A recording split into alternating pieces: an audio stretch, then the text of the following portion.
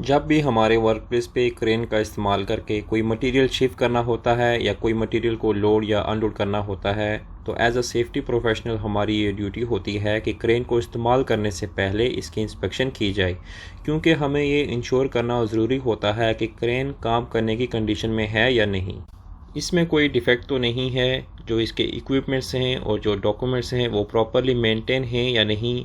कहीं भी work place पे क्रेन का इस्तेमाल करने से पहले इन सब पॉइंट्स को ध्यान में रख के ही क्रेन की इंस्पेक्शन करनी होती है। क्रेन की इंस्पेक्शन करने के लिए आपको क्रेन के बारे में पता होना चाहिए, क्रेन के पार्ट्स के बारे में पता होना चाहिए और इनका क्या पर्पस है ये पता होना चाहिए, तभी आप सही तरीके से क्रेन की इंस्पेक्शन कर सकते हैं। Welcome to HSE academy. और आज की इस वीडियो में हम जानने वाले हैं मोबाइल क्रेन के पार्ट्स के बारे में, और इस वीडियो में हम जानेंगे कि मोबाइल क्रेन के कौन कौन से पार्ट्स होते हैं और इनका काम क्या होता है। तो चलिए वीडियो को शुरू करते हैं। अभी आपको ये जो क्रेन स्क्रीन पर नज़र आ रही है, इस मोबाइल क्रेन को रफ टेरन कहते हैं। तो चलिए इससे हम शुरू करते हैं। तो ये जो आपको सबसे पहला नज़र आ रहा है, इसको ऑपरेटर कैबिन कहते हैं। तो इस केबिन में बैठ के ही क्रेन को एक जगह से दूसरी जगह पर लेकर जाया जाता है, और जो लिफ्टिंग एंड शिफ्टिंग एक्टिविटी है वो भी इसी केबिन से ही परफॉर्म की जाती है। कुछ बड़ी क्रेन होती हैं जिसमें दो केबिन होते हैं, एक आगे वाला केबिन होता है और एक पीछे केबिन होता है। तो जो आगे वाला केबिन होता है उसका इस्तेमाल क्रेन को एक जगह से दूसरी जगह पर लेकर जाना होता है, और जो पीछे वाला केबिन होता है उससे लिफ्टिंग और शिफ्टिंग जो एक्टिविटी है वो परफॉर्म की जाती है। तो अभी ये जो आप देख रहे हैं इसे आउटरिगर बीम बोलते हैं, और ये जो है इसे आउटरिगर सिलेंडर बोलते हैं, और ये जो नीचे पैड है इसे आउटरिगर पैड बोलते हैं। बेसिकली क्रेन में जो आउटरिगर होते हैं ये क्रेन को स्टेबिलिटी प्रोवाइड करते हैं। जैसे क्रेन अगर अनइवन सरफेस पर खड़ी है तो क्रेन को स्टेबल करने के लिए जैक के ज़रिए आउटरिगर को एडजस्ट किया जाता है।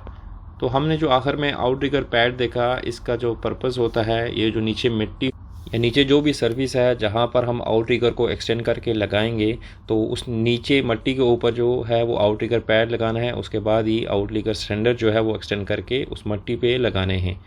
तो जो आउटरिगर सिलेंडर होता है ये हमेशा आउटरिगर पैड के ऊपर होता है, ताकि जो क्रेन है उसको स्टेबिलिटी प्रोवाइड की जाए।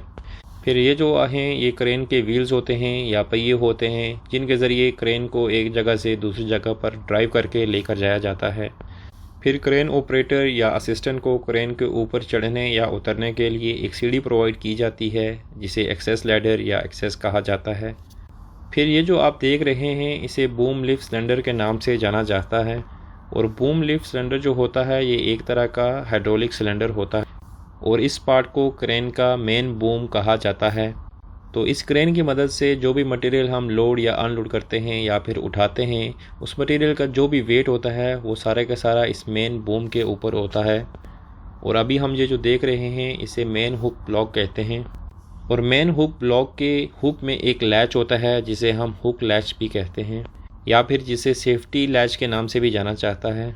तो जब हम मटेरियल शिफ्ट करते हुए स्लिंग को इस हुक में फंसाते हैं या वायर रोप को इसमें फंसाते हैं, तो ये जो हुक लैच होता है या सेफ्टी लैच होता है ये इंश्योर करता है कि वो स्लिंग इस हुक से निकल ना जाए, तो उस स्लिंग को ये लॉक करके रखता है।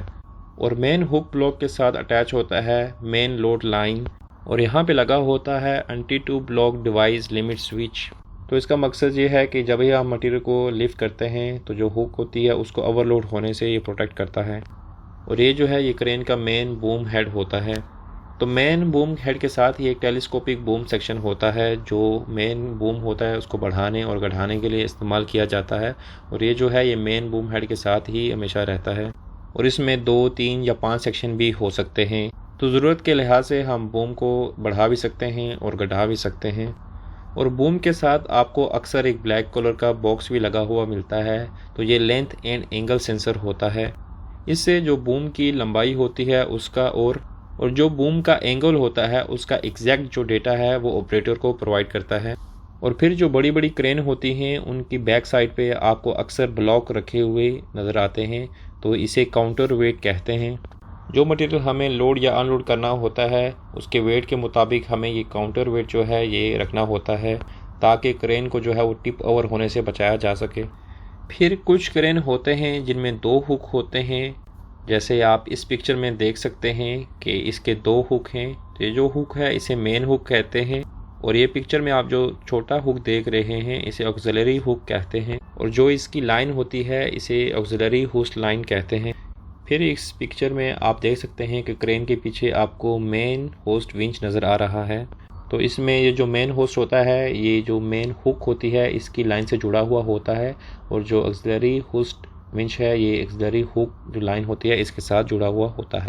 फिर जो कुछ क्रेन होते हैं उसके ऊपर आपको विंड स्पीड सेंसर भी लगा हुआ मिलता है। तो विंड स्पीड सेंसर का मकसद ये होता है कि जो हवा की स्पीड है ये उसे डिटेक्ट करता है, और जो डेटा होता है हवा की स्पीड का ये उसे ऑपरेटर को प्रोवाइड करता है।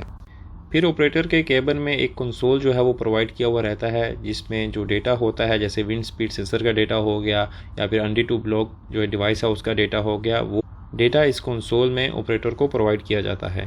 तो दोस्तों इस वीडियो में इतना ही। उम्मीद करता हूँ आपको इस वीडियो की मदद से क्रेन के जो बेसिक पार्ट होते हैं जिनकी आपको इंस्पेक्शन करनी होती है वो आपको अच्छे से पता चल गए होंगे।